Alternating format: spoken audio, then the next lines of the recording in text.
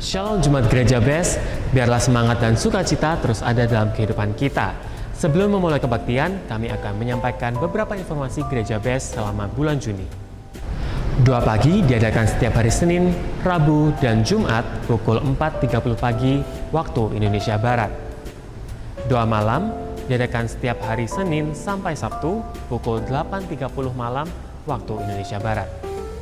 Biblical Alignment Study Training atau pendalaman Alkitab diadakan setiap hari Selasa pukul 6 sore waktu Indonesia Barat. Worship Night diadakan setiap hari Kamis pukul 6 sore waktu Indonesia Barat. Ladies Devotion diadakan setiap hari Jumat pukul 10.30 pagi waktu Indonesia Barat.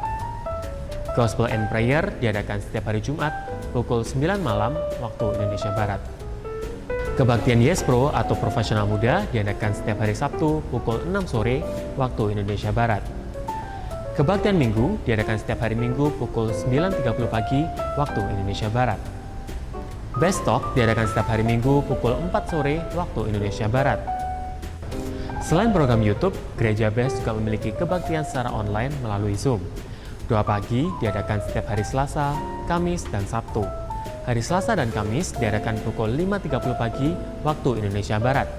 Dan hari Sabtu diadakan pukul 7 pagi waktu Indonesia Barat. Ladies Devotion diadakan setiap hari Rabu pukul 7.25 malam waktu Indonesia Barat. Link Zoom dapat Anda dapatkan di Ewarta Gereja BES. Ikuti juga program terbaru kami, Best Church Metaverse, setiap hari Kamis pukul 7 malam waktu Indonesia Barat. Dan untuk informasi kode room Metaverse, dapat menghubungi koordinator masing-masing cabang gereja. Sekolah Tinggi Teologi Adiwacana Surabaya membuka pendaftaran mahasiswa baru hingga tanggal 31 Agustus 2022. Informasi pendaftaran dapat Anda dapatkan dengan men-scan barcode yang tertera di layar. Bagi Anda yang rindu untuk memberikan persembahan dan perpuluhan dapat Anda berikan melalui scan barcode yang tertera pada layar. Sekian informasi yang dapat kami sampaikan. Mari siapkan hati dan pikiran kita untuk menyambut firman Tuhan. Selamat beribadah dan Tuhan Yesus memberkati.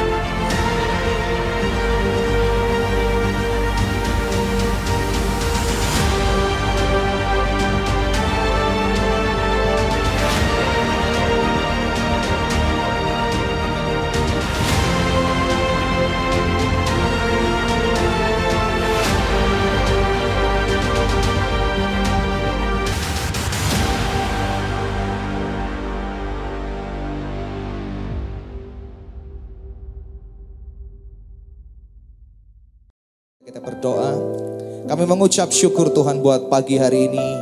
Terima kasih untuk kesehatan yang Kau berikan buat kami, untuk berkat, untuk keluarga, kebahagiaan yang Kau berikan buat setiap kami. Itu semua karena anugerah dan kebaikan Tuhan. Karena itu kami datang pagi hari ini Tuhan, membawa hati kami, membawa seluruh hidup kami Tuhan. Untuk kami datang, kami membawa di hadirat Tuhan. Terima kasih Bapak, bertahta atas pujian kami, bertahta atas penyembahan kami, dan kami rindu untuk berjumpa dengan hadirat-Mu Tuhan pada pagi hari ini Bapak. Terima kasih Tuhan, di dalam nama Tuhan Yesus kami berdoa dan mengucap syukur. Mari sama-sama kita katakan amin. Mari siapkan hati kita. Kita hampiri tahta Tuhan saudara. Mengucap syukur untuk kebaikan Tuhan. Karena semua yang kita miliki adalah semua daripada Tuhan.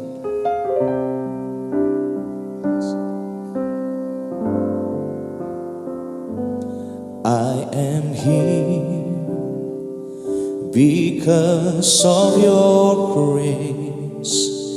I am here because of your love.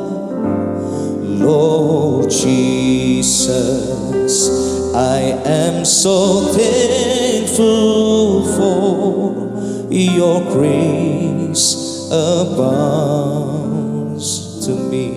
I am here, I am here because of your grace. I am here because of your love, Lord Jesus. I am so thankful for your grace abounds to me. Katakan sama-sama. Thank you, Jesus.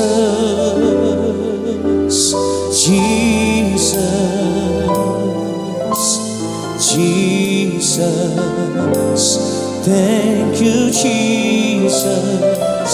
It's only by your grace that I could live today.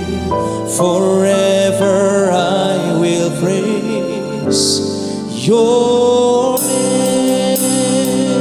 Tepuk tangan yang terbaik bagi Tuhan. Mari sama-sama nyatakan, saudara. I am here because of your grace. I am here because of your love.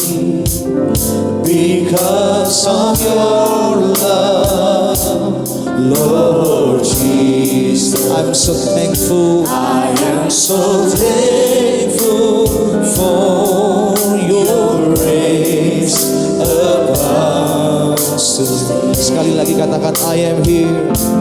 I am here because of your grace. I am here. I am here. It's because of your love. Because of your love, Lord Jesus. I am so thankful. I am so thankful for your grace abounds. Mari nyatakan sama-sama, saudara. Thank you, Jesus. Jesus. Jesus. Thank you, Jesus. It's only by your grace, only by your grace that I could live today. Forever I will praise your name. Thank you, Jesus. Thank you, Jesus. Thank you, Lord.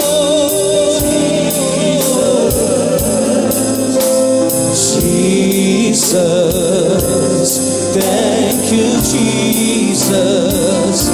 It's only by your grace that I could live today. Forever I will praise your name. Mari naikkan ucapan syukurmu di hadapan Tuhan, saudara. Terima kasih Tuhan. Sungguh kami bersyukur padamu Tuhan. Semua yang kami miliki, semua daripadamu Tuhan. Semua karena anugerah-Mu. It's only by your grace.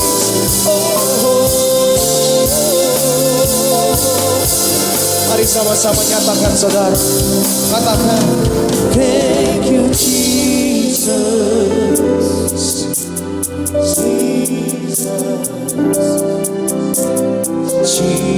Thank you Lord. Terima kasih. It's only by your grace that I could live today.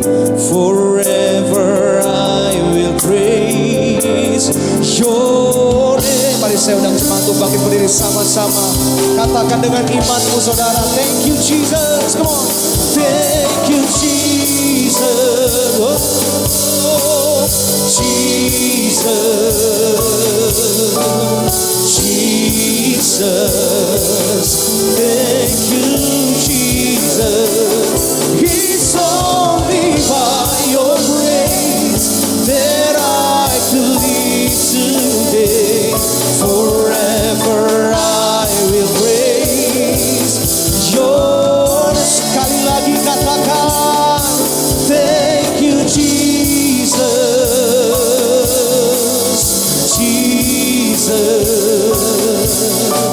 Jesus. Thank you, Jesus.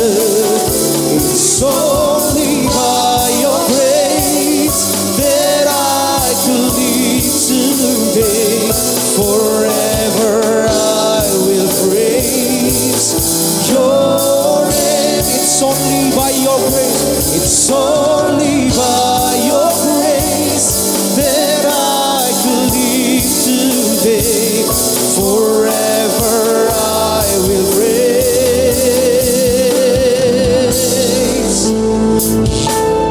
your name. Mari angkat suaramu saudara, naikkan ucapan syukurmu. Terima kasih Tuhan, terima kasih untuk kesetiaan-Mu dalam hidup kami. Kau Tuhan yang tidak pernah tinggalkan kami Tuhan. Terima kasih Tuhan. Sungguh kami bersyukur, sungguh kami bersyukur. Terima kasih Yesus untuk pertolongan-Mu, untuk mujizat-Mu Tuhan. Sungguh kami bersyukur. Oh, haleluya.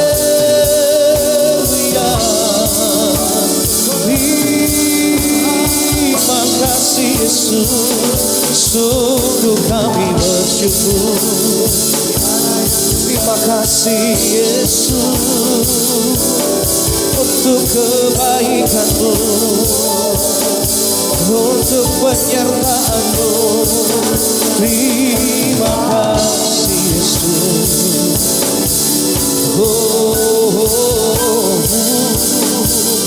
It's only by your grace that I could live today.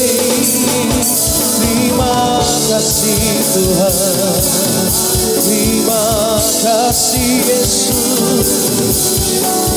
Thank you Lord Jesus, thank you Lord.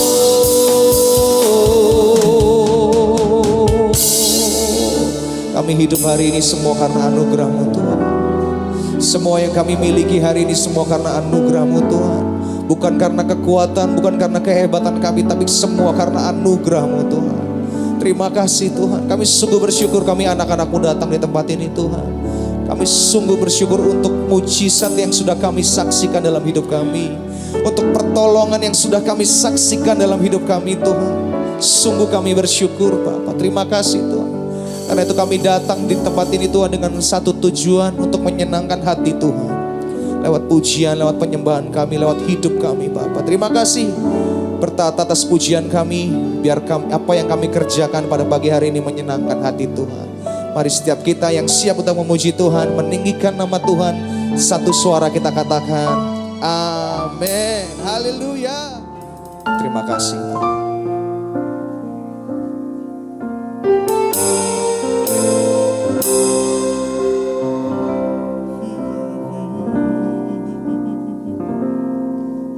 Apa yang tak terlintas di pikiranku dan tak pernah dilihat oleh mataku dan tak pernah timbul di dalam hatiku, itu yang Kau sediakan bagiku.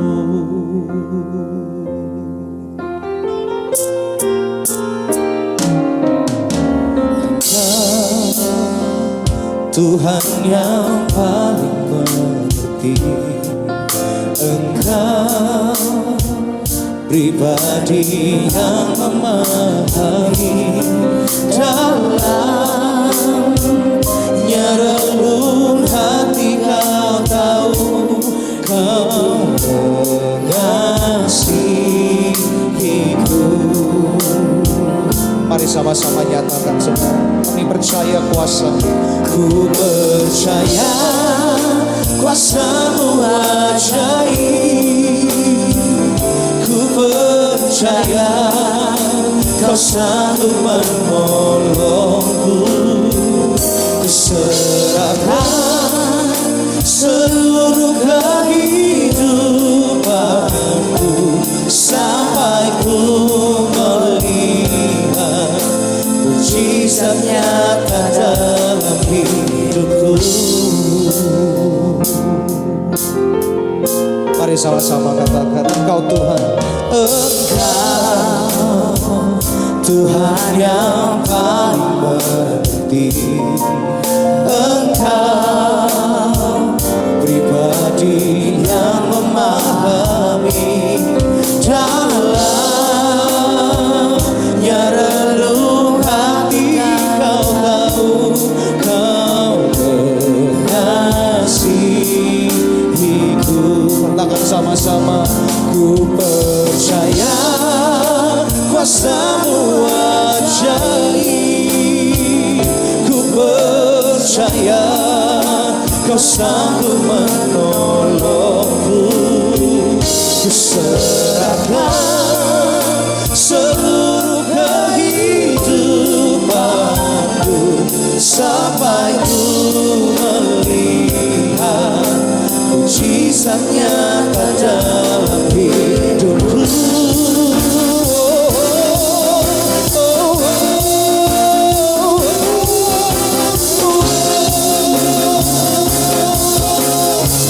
Saya undang jemaat untuk bangkit berdiri sama-sama di hadapan Tuhan, saudara. Terima kasih Tuhan untuk kuasa-Mu yang tidak pernah berubah, saudara. Kuasa-Mu dulu, sekarang, dan sampai selama-lamanya. Mari setiap kita, saudara, angkat pujian ini bagi Tuhan.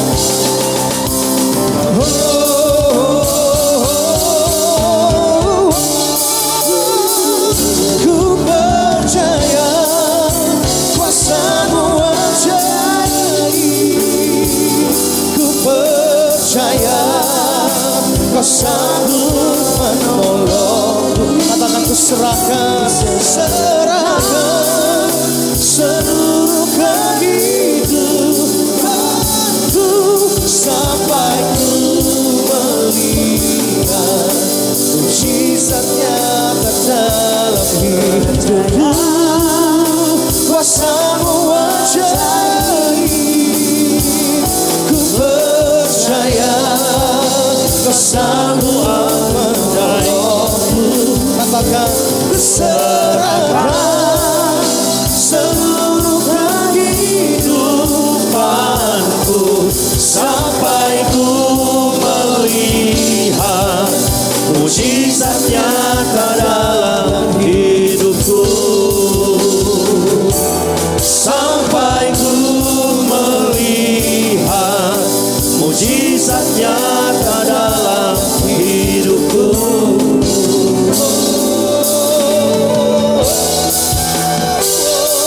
Sampai ku melihat mujizat nyata dalam hidupku.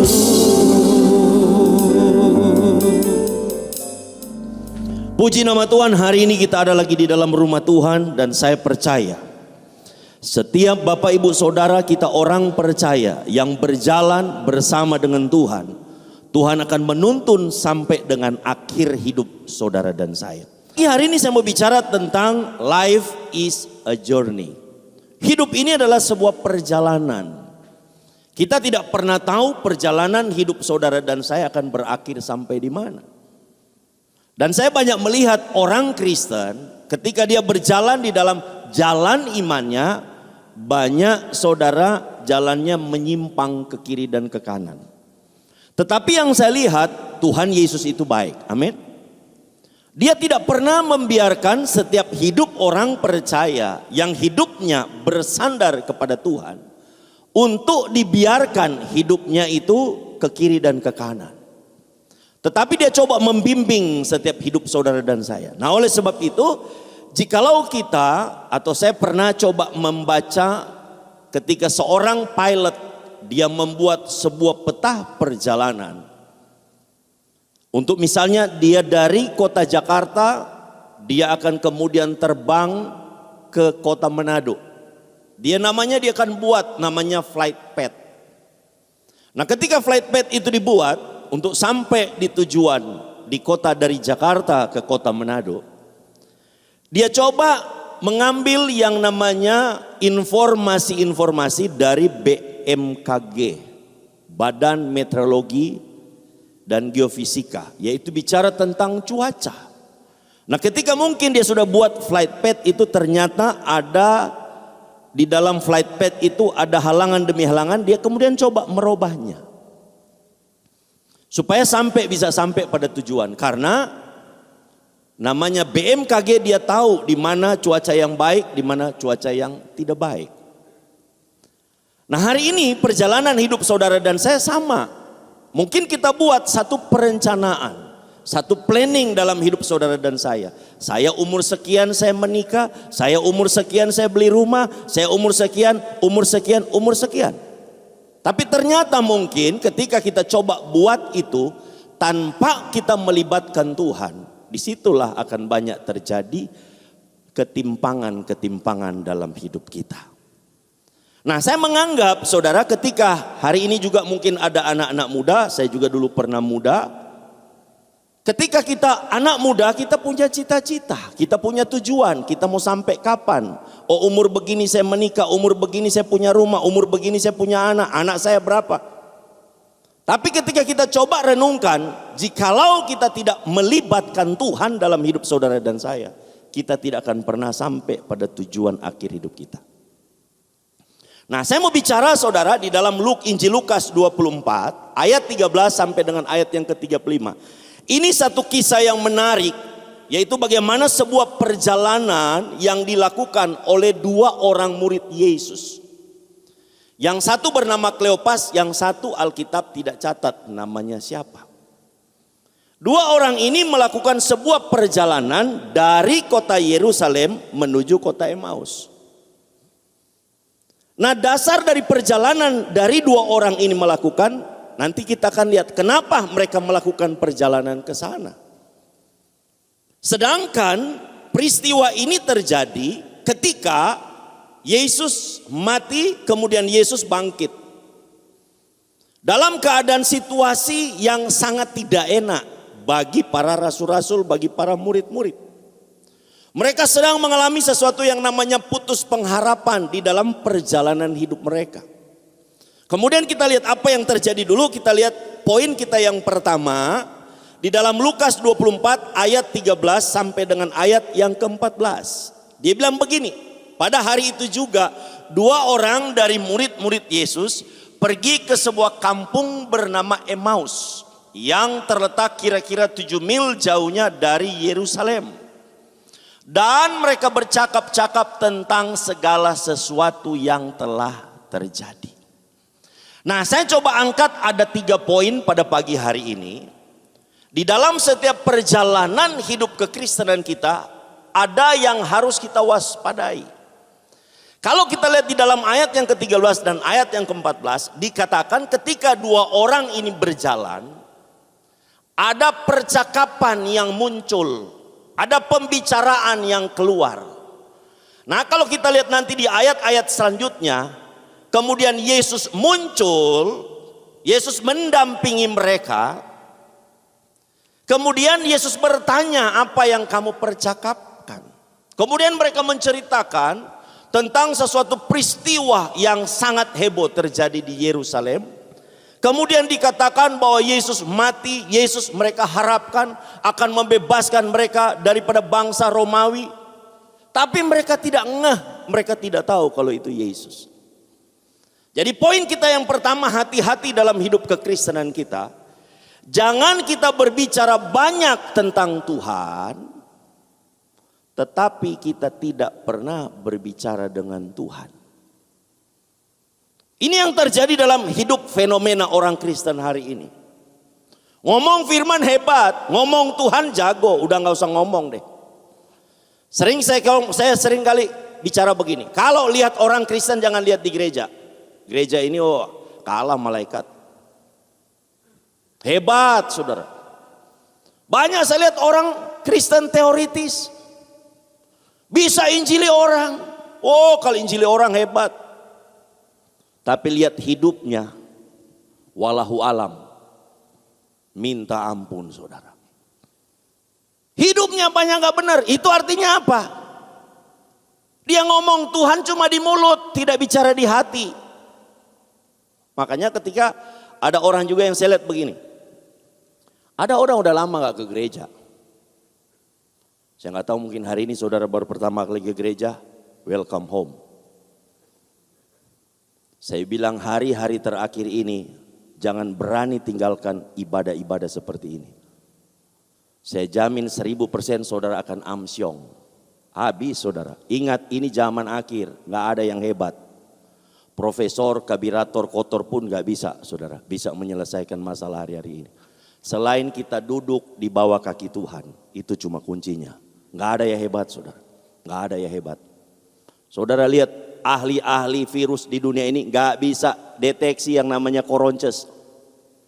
Tahu kan koronces? Kalau corona saya bilang istilah saya koronces saudara. Gak ada yang hebat saudara. Ketika orang gak ke gereja, saya kasih tahu, kamu ke gereja. Dia bilang, gak perlu ke gereja. Tuhan yang penting di hati. Saya bilang, saya setuju Tuhan di hati.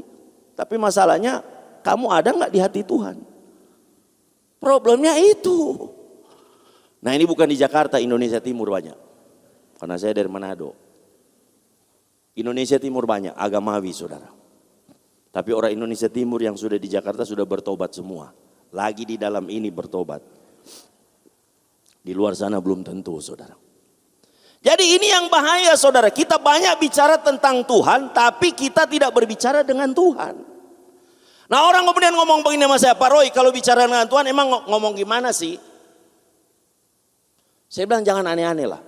Karena sekarang banyak pendeta aneh-aneh. Kalau doa itu sama Tuhan, Tuhan.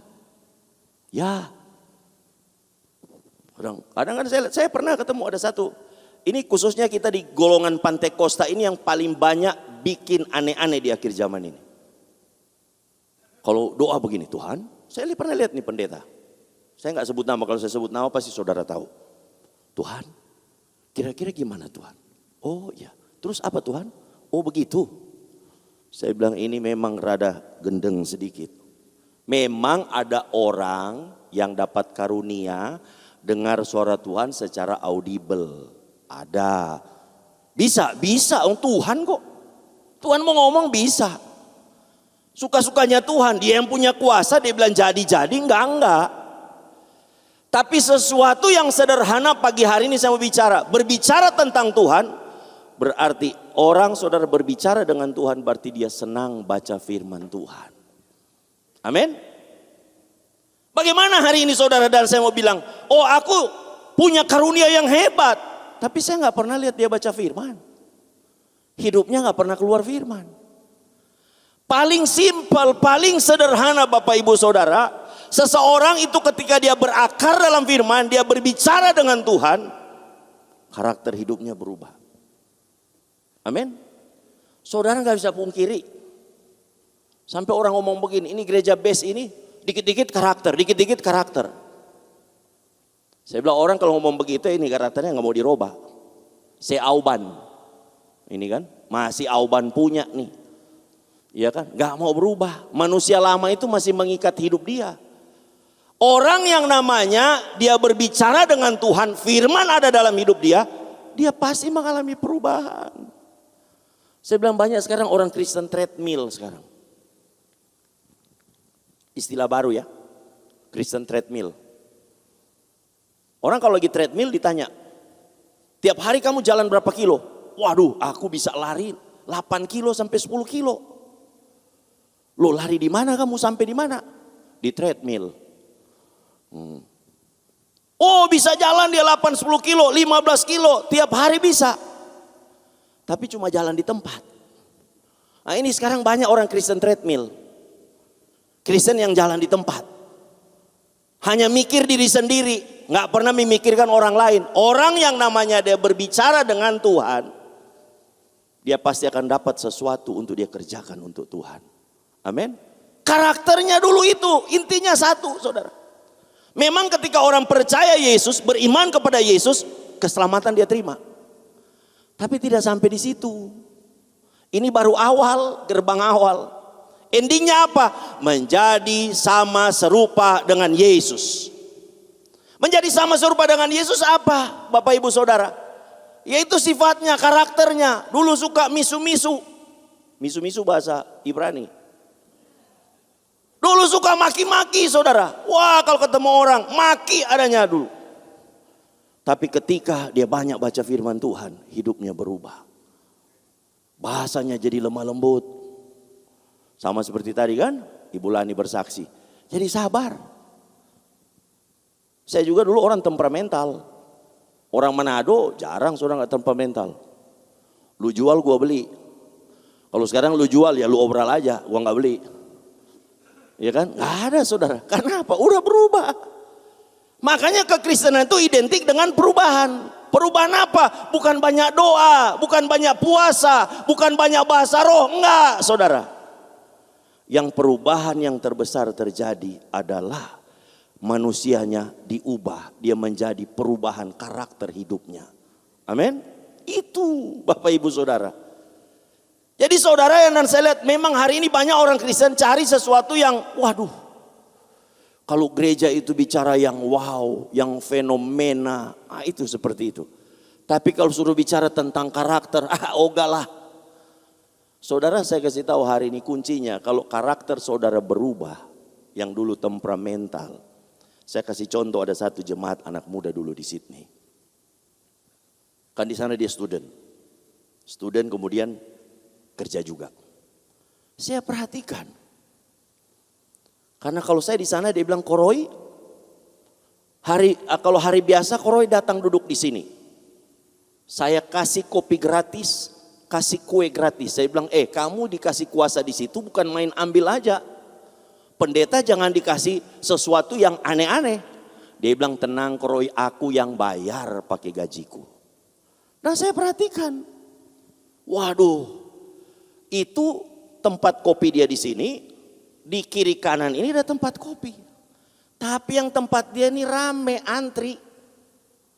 Saya perhatikan, apa sih yang membuat orang tertarik? Sama-sama kopi. Ternyata saya lihat perlakuan anak ini kepada customer sungguh-sungguh amat berbeda. Setiap kalau ketemu, hai dia hafal semua tuh orang-orang. Hai John, hey Matthew. Gak ada pakai hai Taufik, gak ada saudara. Nama-nama di sana kan nama begitu. John, hai John, hey Matthew, hey Peter, how are you? Kamu barusan dari liburan, bayangkan liburan dia tahu saudara. Nah ini yang fatal kita pendeta malah kadang-kadang gak tahu nama jemaat. Ini yang amsyong saudara. Wah dia bisa tahu semua, jadi semua orang happy saudara. Saya tanya sama dia, kenapa sih kamu lakukan itu? Karena bagi saya pekerjaan adalah pelayanan. Luar biasa. Hidupnya berubah, dia semakin diberkati. Bayangkan saudara, bosnya itu sampai kasih saham kosong ke dia. Itu cuma karena apa? Perubahan karakter. Oleh sebab itu hari ini jikalau Bapak Ibu Saudara mengalami sesuatu namanya perubahan karakter, gak usah takut. Masa yang sulit seperti ini Tuhan tetap akan memberkati hidup. Yang kedua kita lihat ayat yang ke-15 sampai dengan ayat yang ke-17. Kemudian dikatakan ayat yang ke-15, ayat 15. Ketika mereka sedang bercakap-cakap dan bertukar pikiran, datanglah Yesus sendiri mendekati mereka lalu berjalan bersama-sama dengan mereka. Yesus datang nih ceritanya ikut nimbrung. Mungkin Yesus ngomong, lu ngomong apa sih? Nah kemudian apa yang terjadi? Ayat yang ke-16, tetapi ada sesuatu yang menghalangi mata mereka sehingga mereka tidak dapat mengenal dia. Terus ayat yang ke-17, Yesus berkata kepada mereka, Yesus saya lihat ini punya ilmu komunikasi yang hebat. Dia nggak langsung ngomong begini, hai kamu bodoh lo, gua nih Yesus. Enggak, dia bilang begini, apakah yang kamu percakapkan sementara kamu berjalan? Maka berhentilah mereka dengan muka muram. Lagi sedih nih saudara. Ayat 18, seorang dari mereka namanya Kleopas menjawab Yesus, adakah engkau satu-satunya orang asing di Yerusalem yang tidak tahu apa yang terjadi di situ pada hari-hari belakangan ini? Saudara di sini ketika Yesus muncul bersama-sama bergabung dengan dua orang ini, waktu Yesus nanya, mereka bilang begini, hei kamu, apakah kamu sendiri yang gak tahu nih? Orang asing kamu gak tahu ada peristiwa besar terjadi. Nah saudara, ini yang sering kali terjadi dalam hidup saudara dan saya. Ketika Yesus sudah hadir dalam hidup kita, kita gak tahu kalau itu Yesus. Kapan itu terjadi? Jikalau ada masalah yang datang dalam hidup kita. Makanya yang bahaya yang kedua, masalah menghalangi pandangan kita tentang Tuhan. Kalau lagi happy udah gak usah ngomong lah, puji Tuhan terus. Yang tadi kan kayak kesaksian. Kalau lagi masalah, berani gak puji Tuhan? Adanya komplain sama Tuhan. Tapi Bapak Ibu Saudara, saya mau kasih tahu begini, kadang-kadang saudara ya, Tuhan sengaja hadir dalam setiap masalah kita supaya mengarahkan mata dan pandangan kita kembali kepada Dia. Amin. Atau mungkin kadang-kadang kita merasa begini, aku ini udah baik kok, aku udah baik. Kayak tadi kan, baik saya. Aku udah lakukan ini, lakukan itu. Tapi di dalam setiap kebaikan seseorang pasti ada sesuatu yang tidak baik. Karena kita ini adalah manusia. Manusia tidak ada yang baik, sekalipun dia pendeta. Ketika ada anak muda datang kepada Yesus dan kemudian berkata begini, hai guru yang baik. Yesus berkata, tidak ada yang baik. Yesus ingin menyatakan bahwa manusia ketika dia ada di dunia ini tidak ada yang baik. Hari ini ketika kita jadi baik karena ada firman Allah datang dalam hidup saudara dan saya. Jadi kita nggak ada yang baik saudara. Sehingga apa? Masalah itu menghalangi pandangan daripada dua orang ini tentang Tuhan. Padahal mereka ini bersama-sama Yesus loh. Ini murid-murid Yesus. Mereka tahu mestinya, tapi masalah inilah yang menutup pandangan mereka tentang Tuhan. Ini yang bahaya Bapak Ibu Saudara. Akhir zaman ini sesuatu sedang terjadi. Sebelum Yesus datang pada kali yang kedua, masalah sedang digoncang di mana-mana. Tapi ingat, di balik sebuah masalah ada berkat Allah yang luar biasa. Amin. Ketika Tuhan izinkan, Tuhan tidak pernah mendatangkan masalah. Ingat saudara, Tuhan tidak pernah mendatangkan masalah. Ini harus kita taruh di dalam pikiran kita. Tuhan tidak pernah datangkan masalah. Yang datangkan masalah itu adalah setan. Tuhan izinkan terjadi. Ketika kita lihat masalah itu saudara cermati masalah itu dengan baik, maka saya percaya Tuhan akan rubah masalah itu jadi berkat. Jadi Bapak Ibu Saudara, saya mau kasih tahu begini, bahwa masalah itu tidak mungkin jauh dari kita. Selama kita hidup di bawah kolong langit ini pasti ada masalah, pasti ada persoalan. Gak mungkin gak ada masalah. Dan jangan alergi dengan masalah. Nah kalau kita alami masalah, kita alami persoalan, lihat Tuhan di balik masalah itu. Nah Bapak Ibu Saudara lihat ketika Petrus, mereka sedang, dan kawan-kawan yang sedang diombang-ambingkan oleh ombak. Ketika Yesus berjalan di atas air. Bayangkan Yesus jalan di atas air. Mereka melihat itu dan mereka katakan itu hantu. Padahal seumur-umur hidup mereka, mereka tidak pernah melihat hantu. Mereka selalu berjalan bersama dengan Tuhan. Itu yang menjadi kesedihan hati saya kalau hari ini orang Kristen banyak takut lihat hantu. Apalagi ini Indonesia saudara ya. Film-film sinetron, pocong.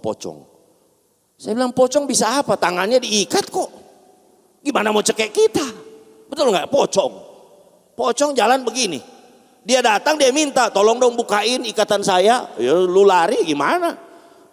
Ya kan? Datang dia loncat-loncat. Tolong dong bantuin saya. Ketakutan. Karena apa saudara? Pikiran kita tidak dikuasai oleh firman Allah. Kalau pikiran manusia dikuasai oleh firman Allah, masalah itu dia akan lihat peluang menjadi berkat. Yang ketiga, yang terakhir. Ayat 25 sampai dengan ayat yang ke-27 kita lihat. Ayat 25 sampai dengan ayat 27 berkata begini. Lalu Yesus berkata kepada mereka, ada percakapan ya sebelum itu. Hai kamu orang bodoh, betapa lambannya hatimu sehingga kamu tidak percaya segala sesuatu yang telah dikatakan para nabi. Yesus mengingatkan tentang firman. Saudara perhatikan, ini cara Tuhan. Cara Tuhan untuk mengembalikan setiap masalah dalam hidup saudara dan saya untuk menjadi berkat, semua harus kembali kepada firman. Dia bilang begini, bukankah Mesias harus menderita semuanya itu untuk masuk ke dalam kemuliaannya? Terus kita lihat, Lalu Yesus menjelaskan kepada mereka apa yang tertulis tentang dia dalam seluruh kitab suci, mulai dari kitab-kitab Musa dan segala kitab-kitab nabi. Yang ketiga, saya mau kasih tahu begini saudara, poin kita yang ketiga. Firman itu mengembalikan hidup kita kepada kebenaran. Makanya saudara hari ini, sehebat apapun Bapak Ibu Saudara kita lihat, secanggih apapun hidup di dunia ini, kalau tanpa firman, hidup orang itu bagaikan layang-layang yang putus talinya. Firman itu yang harus berkuasa. Yesus itu kembali ke firman, dan dia itu adalah sang firman itu sendiri. Makanya Bapak Ibu Saudara lihat di gereja BES, kenapa kita jarang konseling? Selalu kalau Bapak Ibu Saudara bilang begini, Pak Roy, aku mau konseling. Selalu kan kami bilang begini, baca firman. Kita kasih firman. Karena banyak pendeta konseling korslet. Korslet saudara. Kan positif sama negatif tidak bisa. Oh negatif ya. Nanti bisa korslet saudara. Jadi saudara ini, jadi firman itu mengembalikan kita kepada kebenaran. Jadi ketika para dua murid ini sedang bingung, Yesus kasih firman. Dia kasih firman, mengembalikan, dia katakan bahwa Mesias harus mati, Mesias harus menderita. Dia katakan seperti itu. Tapi mereka berdua ini nggak ngeh juga.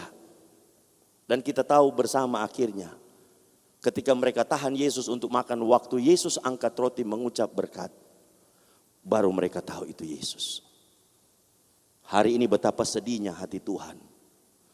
Kalau kita melihat Tuhan cuma standarnya masalah uang. Masalah duit, masalah berkat, masalah mujizat. Tuhan sedih kalau Bapak Ibu Saudara cuma lihat Tuhan itu masalah duit. Diukur berkat itu dari duit.